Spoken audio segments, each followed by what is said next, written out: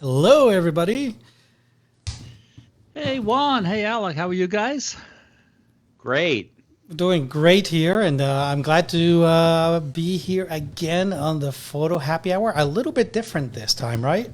It's going to be a little different. We were Zoom bombed twice, so no more Zoom bombing, right? Right. Because we're done with Zoom, and scuba diving expeditions.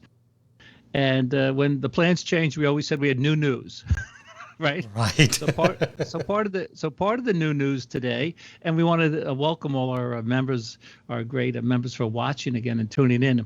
The new news today is that we have no Zoom and no more Zoom, and we're having a new. We're going to a new platform. So I'm going to share my screen, and Juan's going to tell you about this really cool thing that we are doing, and it's going to come up in a second. And I'm going to share application window and start screen sharing. And whoops, I picked the wrong one. So, folks, you're gonna forgive us because this is like we're trying this new format of running the happy hour. We're going to talk here shortly about what's going to be changing. So, Rick, let me know when you're done, when you're ready to share. Oh, there you are. Ready, and there we go. Go ahead. You're live. Okay, this is amazing. Juan's bringing us into like the the next century with all this technology stuff. So we realized that Zoom was not working, and Facebook Live is cool. But what we're going to be doing starting next week, we're going to be live on YouTube. So we're going to have a much larger audience. We're going to have a lot more fun, a lot more listeners tuning into phototherapy. However, it will still be on, thanks to Juan's ingenuity there. It's going to still be on the Facebook, our Facebook page, Phototherapy. So we would love for you guys to subscribe to our YouTube channel. And you see the link right there, Phototherapy YouTube. This is going to change once we have 100 subscribers. We're going to have a unique link. So right now, if you guys go to this link and register, you'll be able to tune in next week. So this is really important to do. Right, Juan? Right. So what's happening is, folks, is that as you may have been able to tell, we had a few issues with Zoom, even though we wanted you guys to be part of this. But at the end, like they say, we can't have nice things because there's stupid people out there that ruin it for all of us.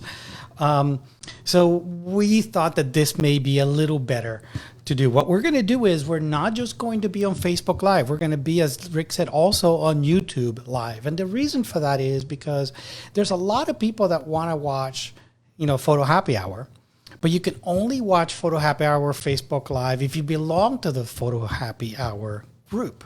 Now, we want everybody to belong to the Photo Happy Hour group, right? The more people join, the better. But we understand that not everybody wants to do that or is really happy with Facebook or whatnot. So, and they're also, honestly, Rick, right? The videos are hard to find on the phototherapy group, the past videos. Yeah, we used to have the watch parties. Now I can't even find the watch parties. So one of the keys to this is if they go to the YouTube channel, they'll see all like the things that the Monday meditations that Linda does with Alex. They'll see the happy hours. They'll see the specials that we've done with like Don Komarechka and Jonathan Scott, the Big Cat Man.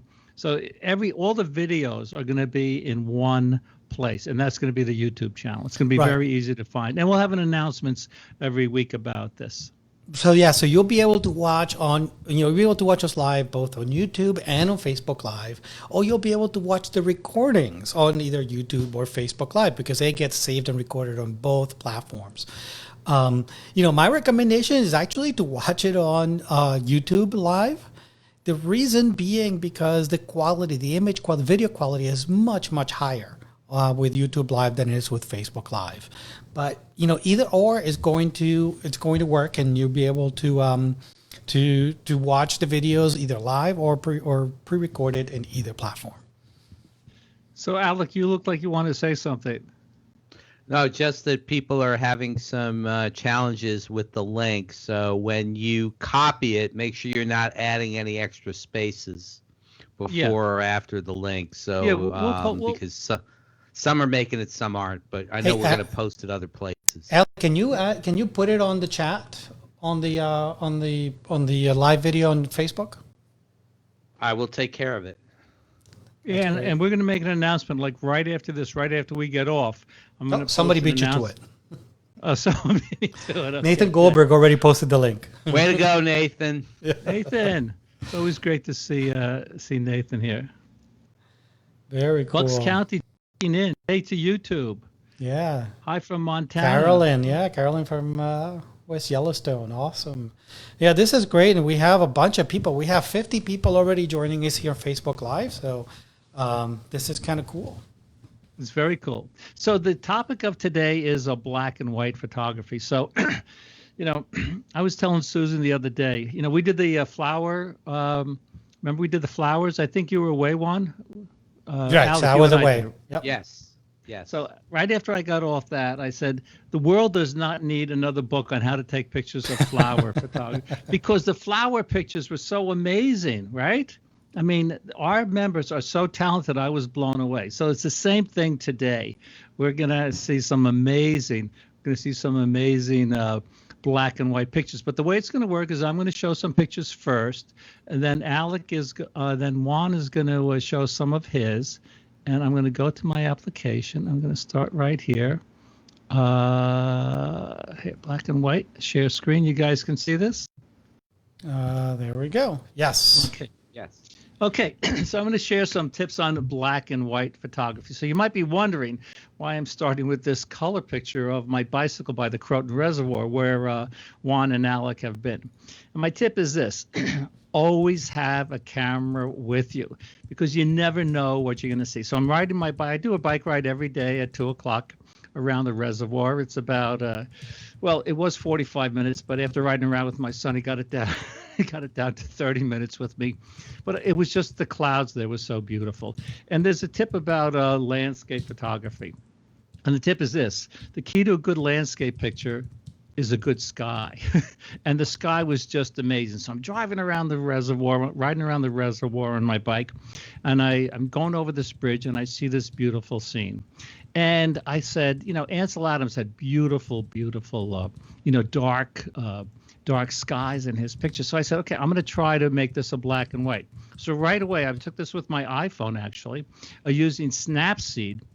I turned it into a black and white. And this picture, the clouds, it just gave it a tremendous sense of depth. So, Ansel Adams said that when you take the color out of the scene, you take out some of the reality. And when you take out some of the reality, your pictures can, but not always, look a little more creative, a little more artistic. So this is, I edited this actually while sitting on my bicycle.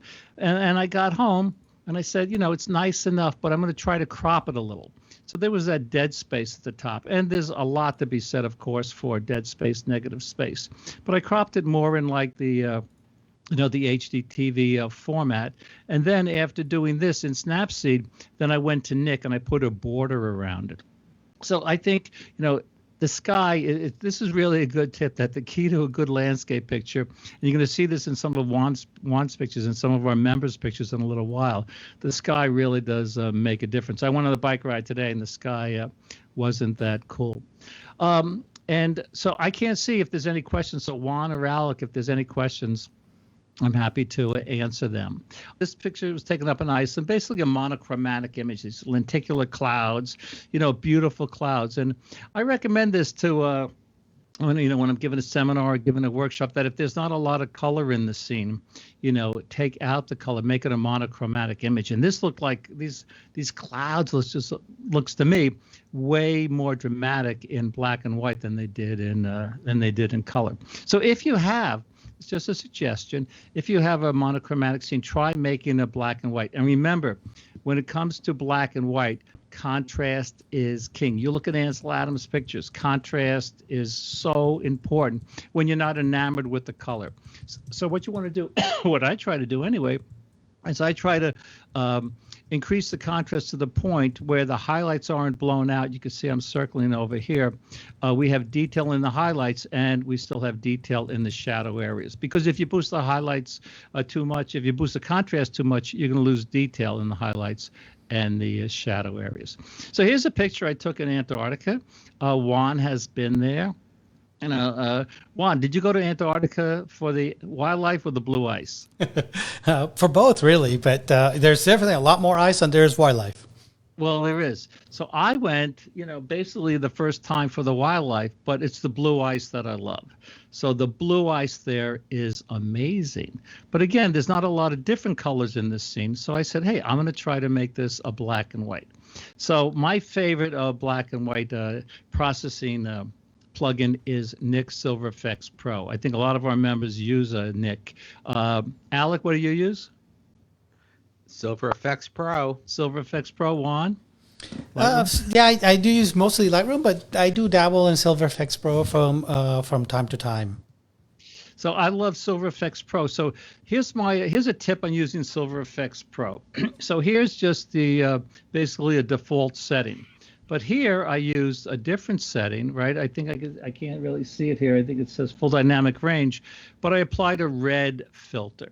And Rick, as we do this, can you zoom in on the window a little bit, make the image a little bit bigger?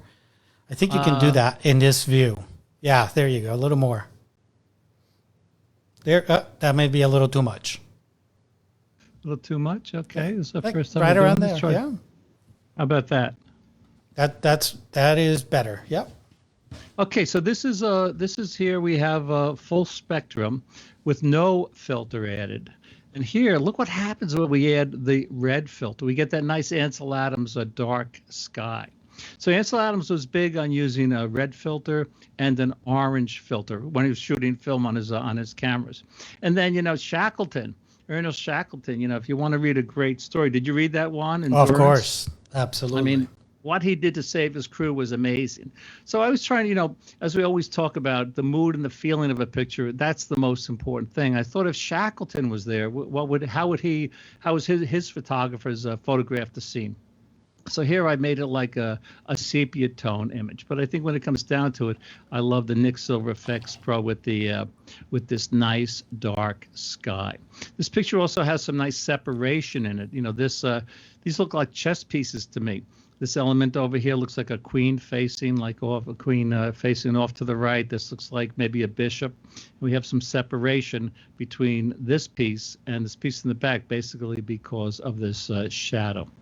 So I just love playing with black and white, whether it's with Lightroom, and Juan's probably going to give some tips on that, or in Nik, which is my favorite. But this is a picture New Croton Dam, also where Juan and Alec have been.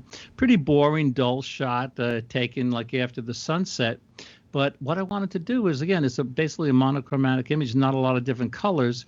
I was able to make this picture from this picture. So again, contrast is king. This picture has very little contrast. This picture has a lot of contrast, yet we can still see all the detail not all the detail. We can see the detail in the rocks and in the water. And here I use a slow shutter speed to create that feeling of movement. And this also works for people photography. Again, I love taking making black and white images from my people pictures. I photographed this man in India, and what I liked was the texture in his face and the texture in his beard. So I actually increased this texture using Camera Raw. You can do this in Lightroom too. I increased the texture to bring out these character lines in his face. And before we go to Juan's pictures, I'd just like to give you another recommendation. On the left, you see Ansel Adams' book, The Print here. Read this book. If you want to learn about tones and values and contrast, this book is still valid today. And I had this little sticker on it because I give it out at my workshops because I always want it back. I have no intention of writing a book called The Digital Print. I was just having some fun. But I love the way over here he has this fern. It looks like it's glowing, right? And he has this nice composition. The fern was glowing. So I played around with the contrast and some burning and dodging to make this flower look like it was glowing. Again, when it comes to, look at the contrast here, look at the contrast here. When it comes to black and white photography, contrast is king. So I'm going to bounce out of this. We're going to see Juan's pictures, and then we're going to go to some of the most awesome black and white pictures you've seen from our members. Well, Rick, it's kind of funny because look what I have here. Well, I That's mean, it is. hysterical. Yeah, I mean, I do have to say that out of all of Ansel Adams' books, I think that the print, and I have to admit, I had to run over to my bookcase when you were showing yours so that I could pull this one out and show people. Because it is, definitely my favorite of his books. And if you were only going to look at one, I think the print is the best. Because, Ansel was known as as a master printer, right? So, absolutely looking at, this book is just tells you so much, and you learn about his zone system. You learn about, the density of the black and white image, how he goes about creating the images, which is something we can do today, in the digital darkroom as well. So, And this was not rehearsed. no, this is not rehearsed at all. I mean, this was just like, but you're right. I mean, and I don't think, it's funny. You and I have known each other for a very long time. Yeah. And I don't think we've ever had that discussion about the Ansel Adams, the print book. No. And there are multiple versions of that book. I think the one that you showed is the bigger version. This one is the basic. And I do have the other version also. I just couldn't find it in the 20 seconds I had. This is the first one I found. This is the basic version. It's a little bit more condensed. You can see it says basic photo 3. But yeah, that is pretty cool that you and I agree on that. And I have a different version of it. You do? I do, on Rick's recommendation, and it's absolutely fascinating. Well, Juan's showing his pictures. Can you get it? Can you show it on screen like afterward? I will track it down. Okay. So Juan, can pretty you cool. share some of your pictures and some tips, and then we'll take a look at the members? Yeah, absolutely. So, the first image that I want to show here is, it's kind of funny because I wanted this to be a surprise when I brought it up. But I had to send my images to Rick for him to look at them before I shared them with everybody. And as soon as he saw this image, he recognized it. This is the very first image that Rick and I shot together, right? Yes. You and I had just met in Seattle. I was meeting you at the hotel. We were heading over to Mount Rainier. And on the way over, we saw this scene. And for us, for both you and I, this was our first time in Mount Rainier, I think, right? What's that, your first time? Yes. Yes, first time. Yeah, and and on the way over, as we're driving to this little town of Packwood that we normally would go to, we saw this along the way, and we pulled over to the side. And actually, I was just there last summer, Rick, and I stopped at this same location, the same place, to make the same image. But this is the image that I made in 2009, September 9, 2009, when you and I first met. I love that. It's like the Snake River in Ansel Adams' picture. Well, it's funny you mentioned that because that's my second picture. But before I get to that, I want to talk a little bit about this and some of the edits that I did to this image. This is obviously a color image because this was digital. Initially, it was a color image that I converted to black and white, all in Lightroom.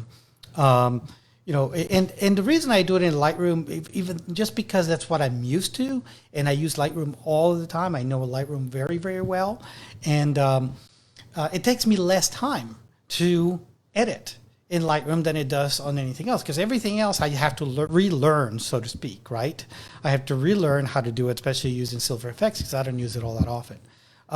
So a number of things that I did with this image is I created 3 zones in which I was editing the tonality in the scene. One of the things I really like about black and white images, and one thing that I learned from reading the print is, density. I want my black and white images to be very dense. And before I shot digital, and before I shot color, I shot black and white for many, many years. I did all my own development, processing and printing and all that stuff in the wet darkroom, which I didn't really enjoy all that much. After the first couple of times when that magic of the print just appearing on a piece of paper went away, I hated being in this dark room that smelled with all these chemicals and stuff. So I know people really talk about how beautiful it is being in the dark room. I never really enjoyed that part. But anyways, in the dark room, just like Ansel did, I would dodge and burn, right? That's one of the things that you did with every image that you printed or that you worked with. And the same thing here, and I did kind of more general adjustments. So I divided my image into 3 different zones. One is sort of the highlights, which is the very top of the image. If you see my mouse as I'm moving it, the top third of the image was one zone in Lightroom. The middle part here is another zone. And then the lower part, the darker part, is another zone. And then I made adjustments to those 3 zones independently. And when I say created a zone, is I created a mask using the adjustment brush. So I'm going to actually show you guys here real quick what those look like if my Lightroom wants to cooperate. I don't know about you guys, but the latest version of Lightroom is kind of like, it's been a little bit hokey. Let me turn some of these things away. That's a good phrase. Yeah, it's been kind of weird. I don't know what it is. So if we look here, look at my brush, my adjustment brush, you can see that I have 3 zones. That's the first zone at the top. Another zone here for the middle. And then another zone for the bottom. And I made independent adjustments to each of these zones. On the top part, what I wanted to do was I wanted to bring out some of the white, some of the contrast. That was one of the things I wanted to do with this image, is really amp up the contrast as I converted this to black and white. Actually, let's see if I can turn those off. So this is the original as we converted it into black and white. And this is after my black and white adjustments. By adjusting the contrast and the tonality and controlling the highlights on the top part, I'm able to bring a lot more detail onto those clouds. Then at the very bottom, one of the things that I did was also make the bottom a lot darker, bring out some of that darkness and richness on those trees, but at the same time, bring up the highlights in the water to make that water really stand out and kind of pop out from within those pine trees all around. So really, if I had just done all these adjustments in one adjustment as a whole, I wouldn't have been able to control the contrast and the tonality in the different parts of the scene. By creating the 3 different masks, I'm able to do that a lot easier. Awesome. Okay. That was a great memory and a great job. Yeah, that was it was kind of funny. It's funny when you first saw this image, Alec was commenting that we both kind of smiled when we first saw that image. Yeah. Okay, so let's take a look at here at my second image to show folks. Come on, Lightroom. Oops, here we go. So this is Snake River, like you were saying. Oops, sorry, the zoom is going crazy. I'm telling you, there's something funky going on with Lightroom, this latest version that just got updated. Another black and white image, and this one has kind of an ethereal quality to it. This is a straight black and white image. And one of the things I wanted to capture was sort of this brooding storm over the Tetons, while at the same time recreating that scene from, our good friend Ansel Adams. Now, when Ansel, if you compare this image with the image from Ansel, you will see that you can see the entire bend of the Snake River. And the reason is because back then, all these trees were being cut down.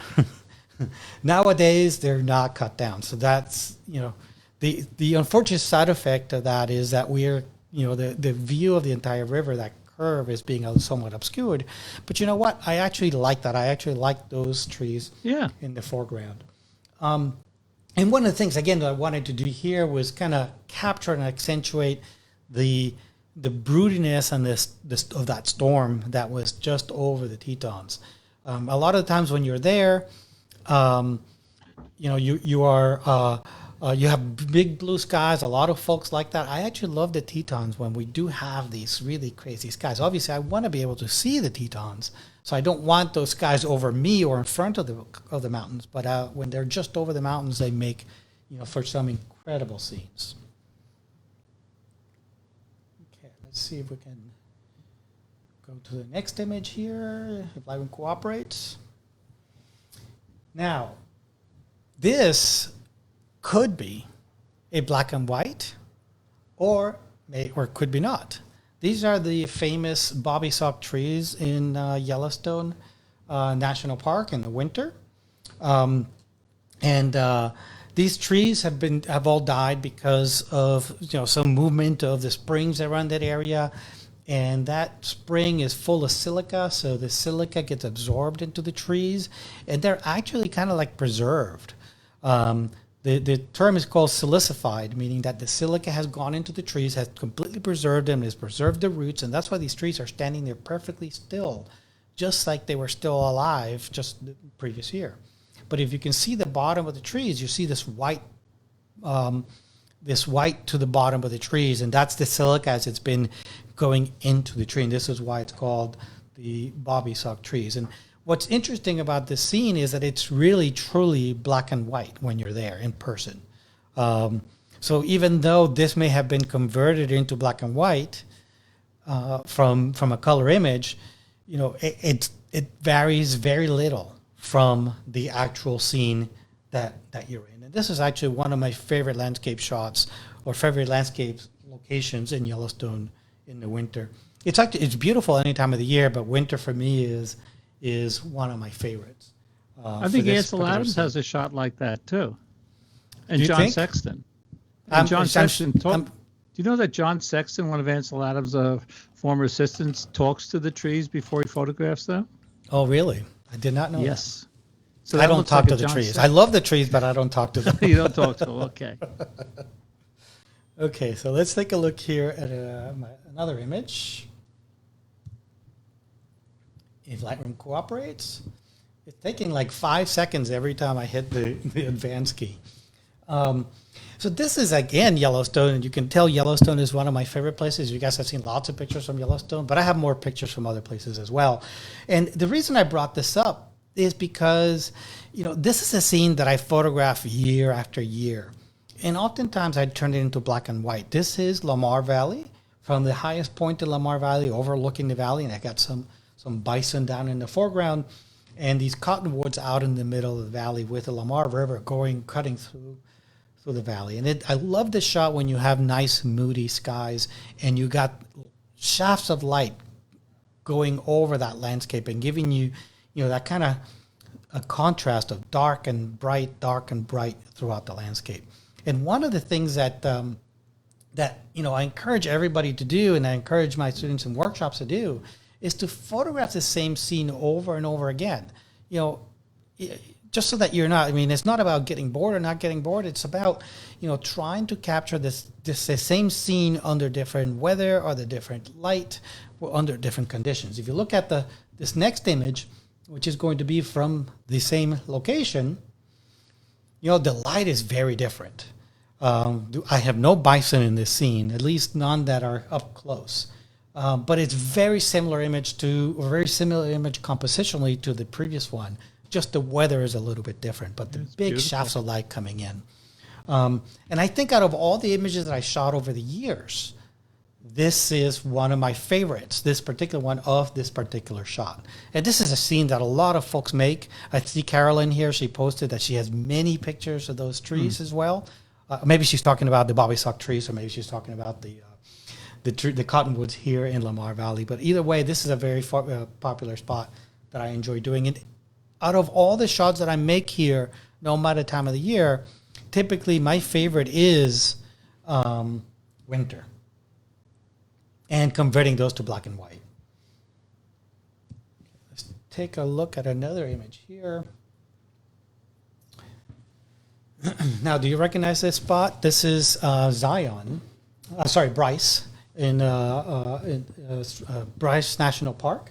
And, the light, this time that I was there, the light wasn't all that great. And one of the things that I did, Rick, which you talked about earlier, is not just converted to black and white, but actually created a sepia tone of that particular image to make it a little bit different, something a little bit unique. A lot of folks, try to get this shot, and they've done incredible jobs at making this shot with the light totally cooperating. For me, in this particular case, the light really wasn't all that great. So in order to salvage the image, if you will, or come up with something a little different, I converted it into a sepia tone because I thought the sepia tone gave me a lot more richness to the landscape. It wasn't just a plain black and white. So that's something else to consider as well. And here's another one coming up, which I also did more of a selenium a treatment as opposed to a sepia treatment. Wildlife shot, it converted into black and white again because, why? Because my sky was really not all that great. So that's why this image works a lot better as a black and white. Or in this case, kind of a tritone selenium tone, because it gives me, I guess an otherworldly feeling. You're like to say, Rick, it removes some of the reality out of the scene, right? For sure. So oftentimes if you don't have a situation where the light is the best or the skies are not cooperating, but you like the subject, you like the content, one thing to really consider is to convert it into a sepia tone, not just to a black and white. So try to consider using some of the other tones that you may be able to use. Now, I promised I wasn't just going to show images from Yellowstone. This is in Scotland. This is one of the castles. And this is a infrared shot that I made. And this is the Illian Castle, which is very, very famous, absolutely beautiful place with this little causeway that you go over the water to get onto the castle. And this is my super secret spot that you can shoot from, where you can actually get the castle and the landscape and the nice broody skies that you get in Scotland. This is one of the best parts about Scotland is that you are almost guaranteed that you're going to get some really interesting, broody, mean-looking skies, which always work when you're shooting landscapes, at least in my opinion. And that's another thing to do is something that I've done quite a bit also is shooting in infrared. One of the things that the real reason or one of the main reasons why I like shooting infrared is because just like converting the images to black and white, when the light is not the best, this is one of the tools in your arsenal that you can use in order to make an image, a great image, or an image that is interesting out of a scene that you normally may not have been able to shoot, using a regular camera. So I want to show you guys real quick what this means, what my infrared kind of looks like. So this little camera here, I shoot Sony. And this camera you're seeing here, this is an A6000 that I had converted over to infrared. And it's a very, very small camera so that I can just stick it into my camera bag. Doesn't take up a lot of room. And if I don't use it, I don't use it. If I get the chance to use it, I'm able to use it. And because it's a Sony camera that can use any of my lenses, I have my lenses with me when I'm out in the field already. So I can then pull this guy out if the skies are not cooperating for the type of images that I'm making, or I want to do some shooting in the middle of the day because that's usually the best time to shoot with infrared. So, consider that another option when you're shooting black and white is to carry with you a little infrared camera. Again, this is an A6000 that I had converted. I sent it up to a company called LifePixel to have it converted into black and white. Rick, you've done quite a bit of black and white shooting. I mean, infrared shooting as well, right? Yeah, I use LifePixel also. They're amazing. The thing is that once you have it converted, that's it. Right. That's why I used an older camera, right? Yeah. That's cheap because these cameras are kind of inexpensive, and it's small, so I can always carry it with me. It's not a full size body, so I'm always having to deal with carrying a big camera with me when I'm out in the field. Okay, let's take a look at a couple more images here real quick. Got a couple more infrared, so just so you guys get a feeling of infrared. And, the scenes can look completely different when you're shooting in infrared. This is a shot from in the Glacier National Park. And I'm drawing a blank right now. This is what the case of CRS, Rick? Can't remember. Can't remember stuff. I can't remember stuff. Can't remember stuff. The name of that little island, it'll come to me in a minute. I can't remember. But again, I've shot this scene many, many times. But trying to come up with a completely different look to a particular scene, not just by converting it to black and white, but also carrying an infrared camera with you. Let's see what else I have here. Can't remember. Oh, this is one of my favorites, sort of very simple. Oops, went back too far. One of my favorite images in the winter, only because it's such a simple, clean image that I have one of these printed in my office. Again, the simplicity of it, the cleanliness of the image. When I had this in color, it didn't work all that well because the color distracted from what I wanted people to focus on, which was, how clean the scene was. And by removing that little bit of reality that as you mentioned, Rick, I'm able to create something that is completely different than if the image had been in color. Tommy Armstrong asked, are the different, basically is asking, are the different IR conversions? And there are. I have one that's pure black and white. There are some that give you like the blue sky. So Right. You definitely want to look into all the difference. I think there's 6 or 8 different conversions. Yeah, And there's some processing you have to do, swapping the colors and stuff like that. So you have to look into it. Yeah, LifePixel has a site that if you look for LifePixel, they have a bunch of different conversions and they show you examples of them. And when when images come out of the camera, they're red. They look super red. You have to, like Rick said, go through a process of converting the image into black and white. And the one that I use, I believe, is called Supercolor, which is the one that gives you the highest level of contrast in the scene when you're shooting it. But there are different kinds of conversions. I would look at the website and maybe even call the folks at a LifePixel. They can tell you about, they can tell you what you can expect and how it works and whatnot. And it's not really all that expensive. I see that Tommy's saying here that IR film was pretty cool. And I shot a lot of infrared with infrared film. I was lucky enough when I went to high school, I had and this is what really got me into photography. I had an incredible photography teacher in high school, and she made us experiment with everything that was out there. It was just amazing. Every kind of film, every kind of format. We shot with little Polaroid, Instamatics. We shot with, all sorts of, even like scientific type films, because they gave you kind of really weird looks. And one of the things I fell in love with infrared film. So I actually shot quite a bit of infrared film before digital was even talked about.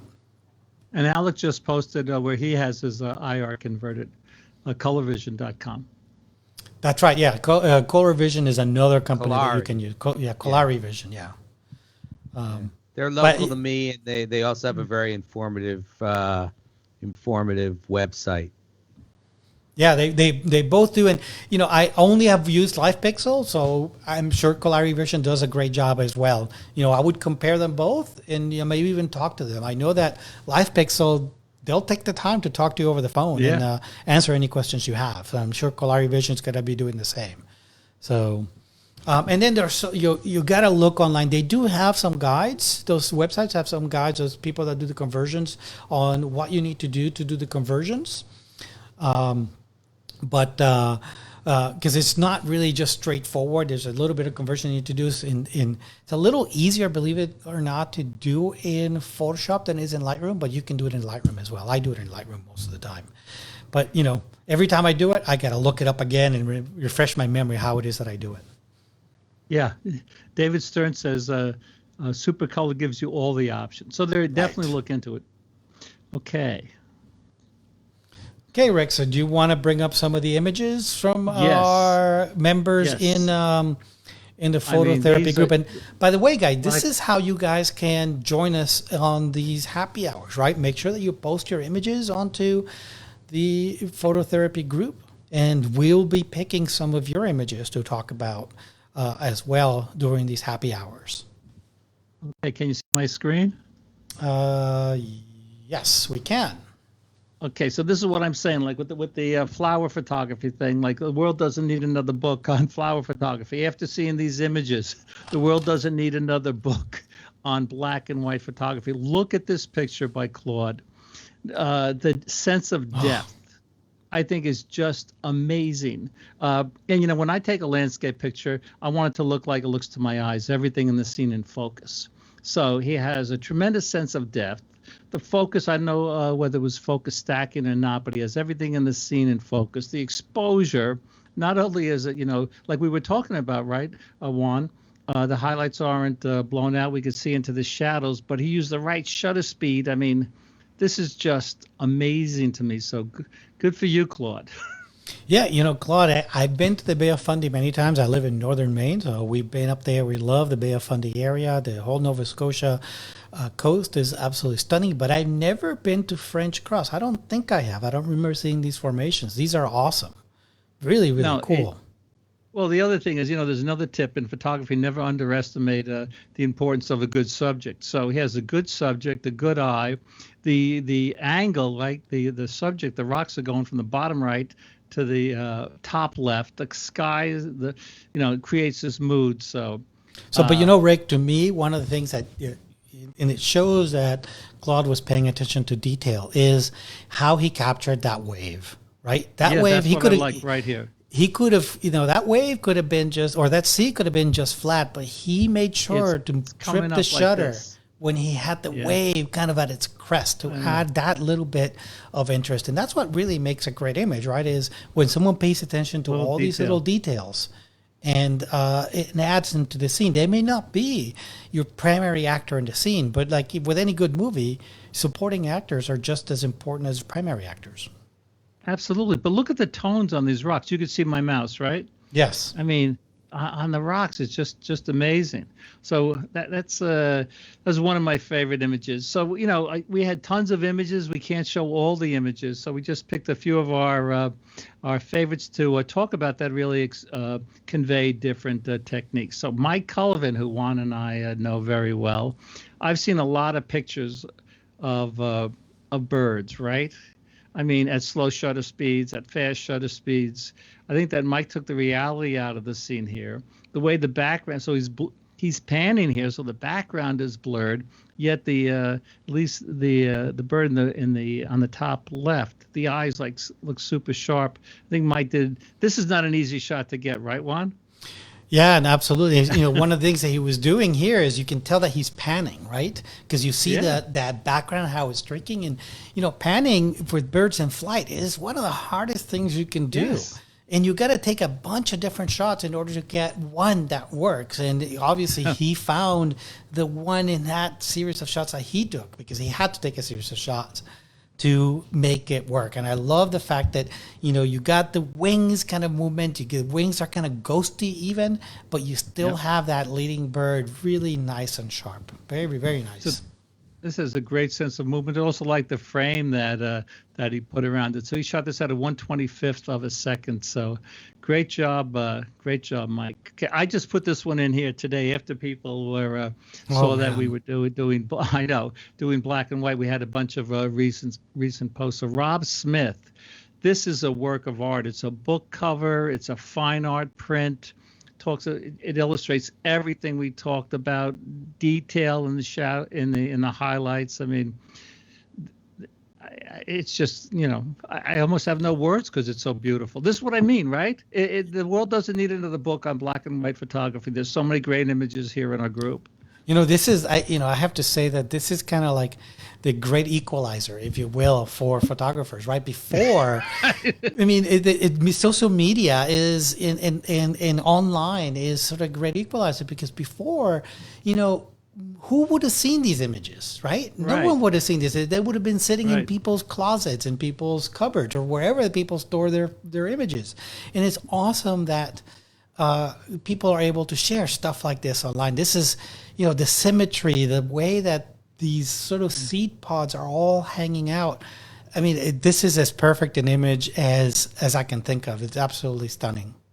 You mentioned the detail one and the other shot with the waves going around. Look down here, right? Look at the backlighting here, like the rim light here.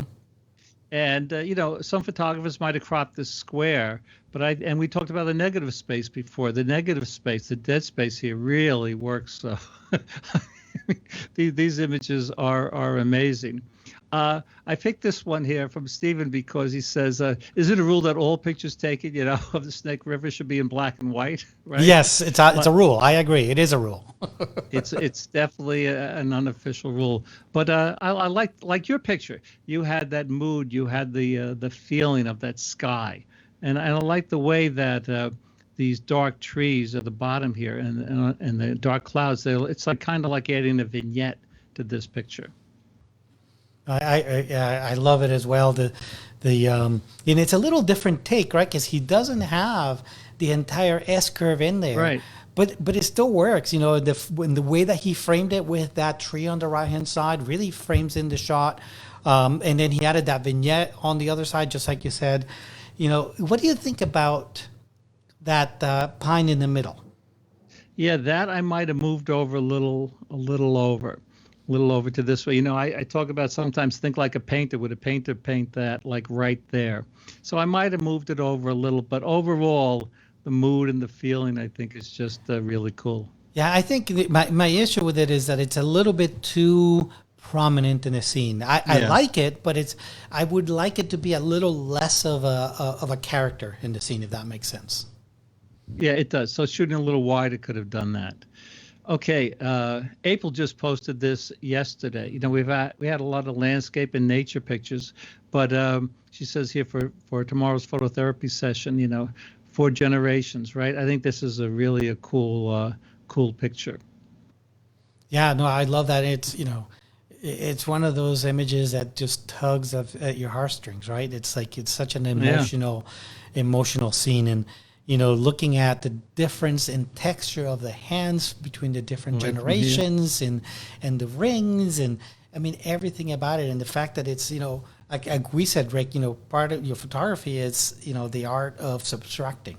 Right. It's just such a clean. There is nothing to distract you. We're looking here. We're focused on the scene, on everything that's going on here, and there's so much to see. This is very, very cool. Thank you, April. Very, very beautiful image. And one of our moderators, Jim Griggs, says one of my favorites in black and white. Okay, Bonnie, I love this. I love the texture here, right? When you're shooting, again, probably didn't have a lot of color in it. You had the blue sky and the white sand, but I've been out to places like this at Death Valley and Monument Valley, and I just love these ripples, how these ripples like lead us to these bushes here. And there's a thing called the rule of odds, right, in composition. So you have the odd number of subjects here, and you have this little bush over here. And just like this other picture that we saw, the first one, what I like about this is everything in the scene is in focus. So, to do that, wide angle lens, small aperture, focus 1/3 into the scene, or use focus stacking, or there are depth of field apps that let you do this too. But what do you think, Juan? Pretty nice, huh? Nice. Yeah, move? to me, I want to say that this is White Sands, maybe National Monument, and it's absolutely stunning. I love, again, detail, right? Look at the clouds, the texture in the clouds, the shape of the clouds, the sand that's leading our eye into the scene.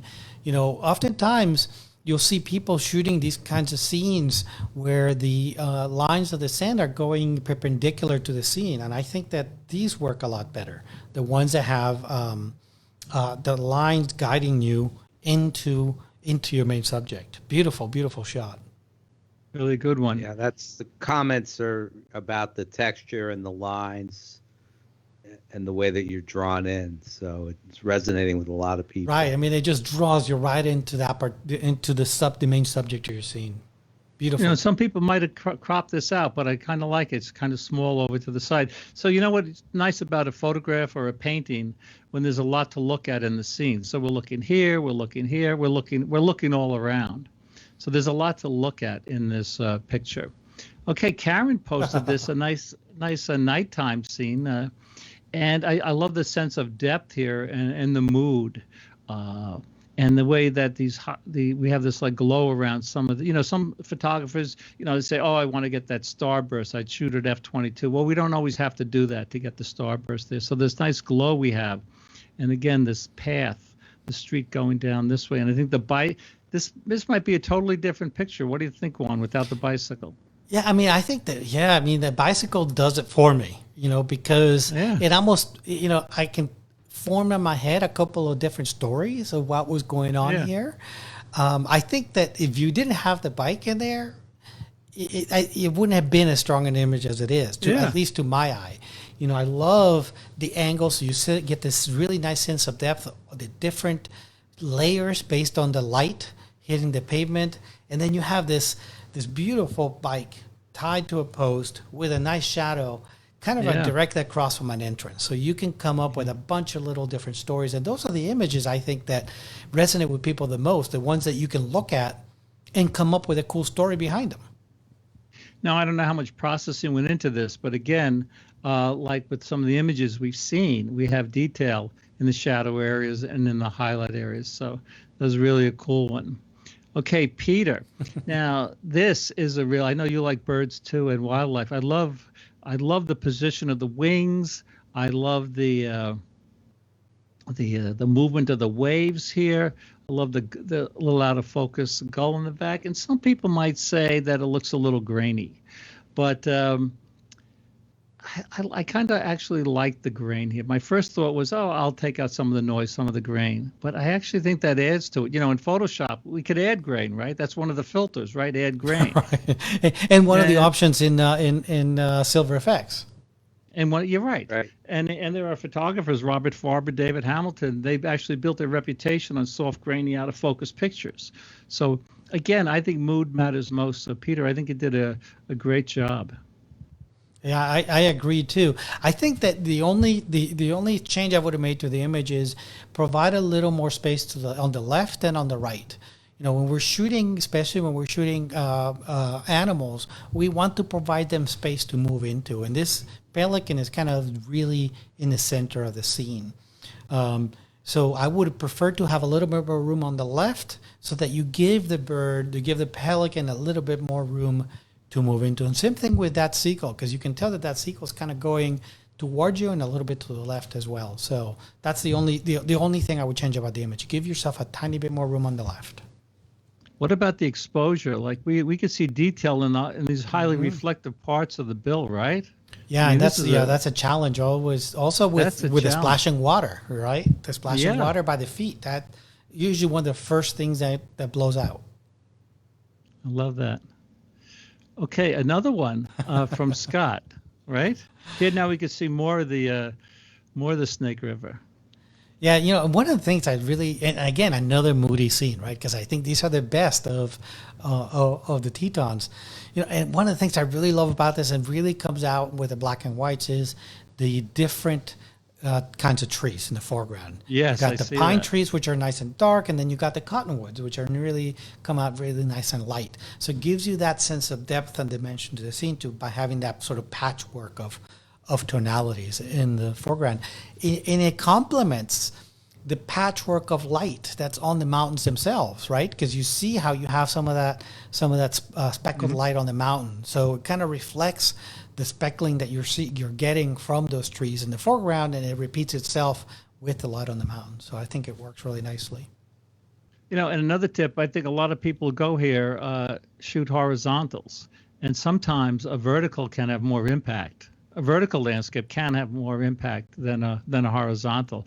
So I think that's a good thing to keep in mind.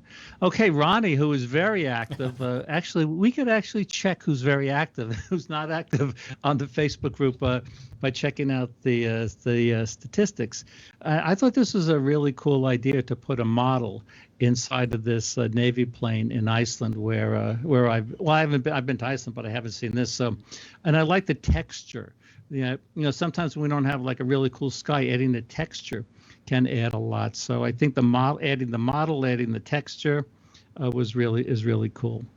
Yeah, I mean, this is a very, very well photographed wreckage of a plane in Iceland, and it's been on music videos, it's been on movies, on TV shows or whatnot. So it's always interesting to see how such a distinct artifact, if you will, can be photographed, you know, by different people. You know, how it can be different for every shot. And this is actually one that is completely different than any other image that I've seen of this plane. So, you know, which captures my interest. As soon as I saw it, I thought, oh, maybe this is the plane in Iceland, before I read the comment.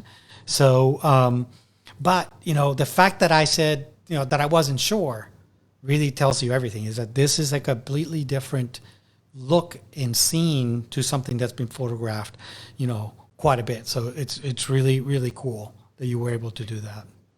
I also like that Ronnie put the model off center, and we talk about with wildlife photography. If we go back here, did I miss one? Oh, wait, where am I? Let me go back here. It's the gesture, right? Gesture is so important. I think the gesture of the model is really cool. Okay, Doug. Doug, I think, did a really nice job here. We talked about negative space before. This has a lot of negative space, a lot of dark space, and we're looking into that space, and that might add some interest to the scene because the leaf is really isolated. We talked about the rule of odds here, right? So that maybe if this leaf had 4 leaves, it would look a little different. I like the way this one leaf is highlighted here. So this really, popped out to me. It was different. A lot of people want to get, they might use HDR or go to Photoshop or Lightroom and spend a lot of time opening up the shadows, toning down the highlights. This might be a straight out of the camera shot, just called Fallen Leaf. I think it has a nice mood. Well, again, the great thing about this image is that, that conversion to black and white removes so much reality of it. I bet you that if you looked at this image, in color, like it was, like it was in the scene, it wouldn't be as interesting. Mm-hmm. It wouldn't catch your eye. But, this conversion to black and white where we see all this texture and we see the curvature of the leaf is, with all the shading that takes place to give you that sense of curvature, it actually softens the image and makes it that much more interesting. So I really like it. I think that the conversion was done very, very well in that you added a little bit of that texture on the background so that we know where the leaf is. It's not that it's floating in the middle of a black void. So, I love it. Very well done. For such a simple image, has so much impact just by doing that conversion to black and white.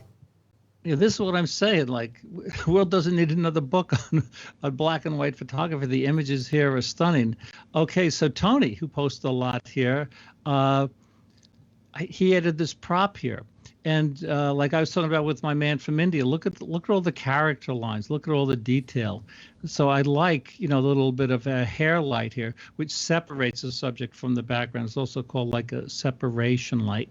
So we have that nice separation light. We have great eye contact. We have we have a catch light in the eyes. Portrait photography tip is if you want an interesting portrait, don't light the subject's entire face. So the light is coming from this way. We have the backlight. We have the props.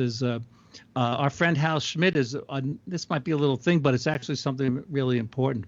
When he's photographing a person, he pays attention to the person's pinky because it could look funny, pointing out or whatever. So I just love the way Tony directed the subject to hold his hands in exactly the right position. And again, I feel like this person is looking right at me. No, it's a beautiful portrait, and the intensity of that look, looking straight at the camera, looking straight at you, right? It's like piercing into you as you're looking at it. So, and I love the way that the light plays off that sort of really old, worn, soft as butter leather jacket. Yeah, and we have a little bit of something going on here. How much time? How much do you want to go over? Let's do one more. Let's do one more image, and then then let's call it. One more image. Oh, okay. Well, I'm going to scroll through them. Okay, this was by.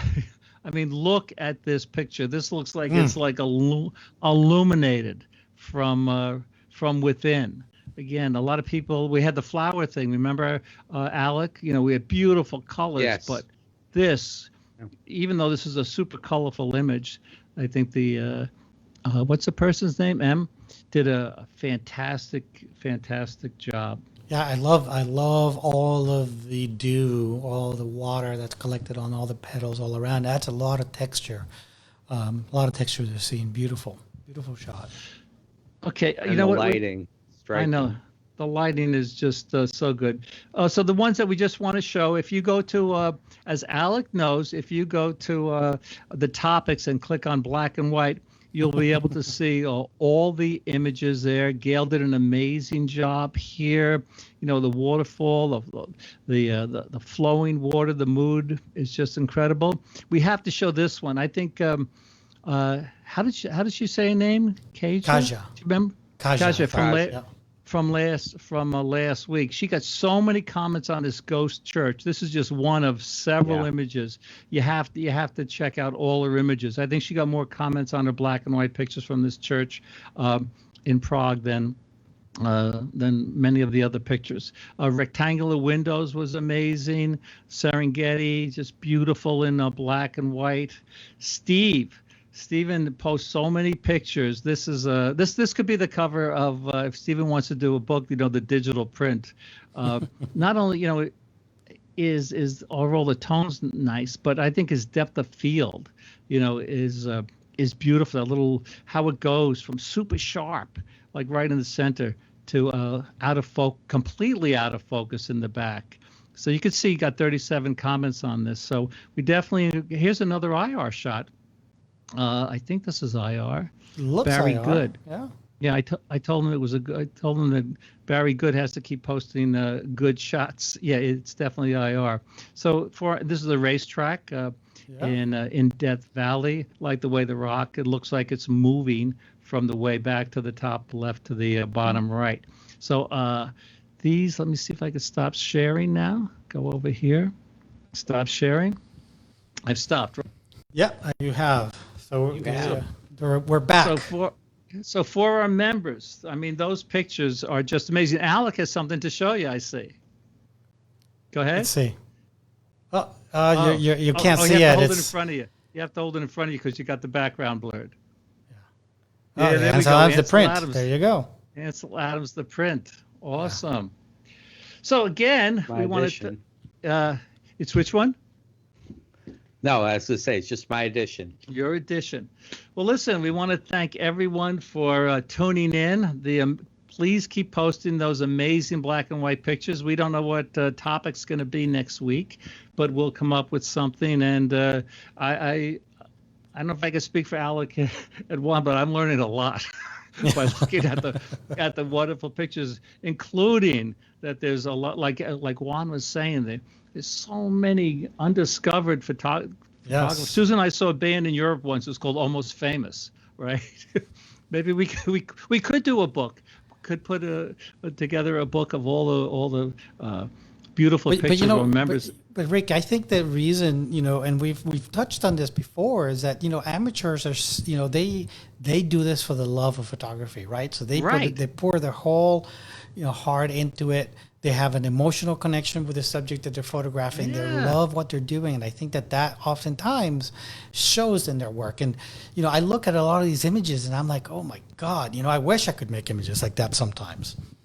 I know, like that last one, the flower with the depth of field was super sharp going back, or some of these were just like, or the ghost church, totally amazing.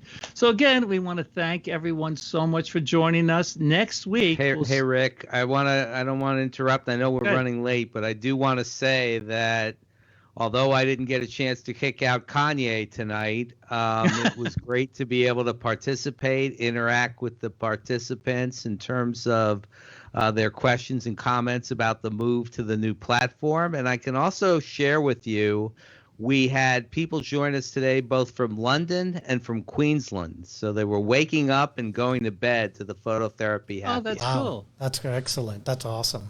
Yeah, and I hope you guys like this new format. I think this is going to be a little bit better. It takes it doesn't make us have to be so careful and be on the lookout for bad actors. We can just focus on what we're doing. And again, next week you'll be able to watch us also on YouTube Live. This is going to be broadcast or simulcast, as they say in the business, to both platforms. So you can view on either one, and your comments will also come up in both platforms as well, so you can comment on either of those. So tell your friends about it. This will open up, hopefully, the phototherapy sessions, the happy hour sessions, to more people out there. So I hope to see you guys again next Thursday. Well, we had 174 comments, so more than ever. So we're going to pick a great topic for next week. Tag your post, and we'll see you guys then. Hey, take care, folks.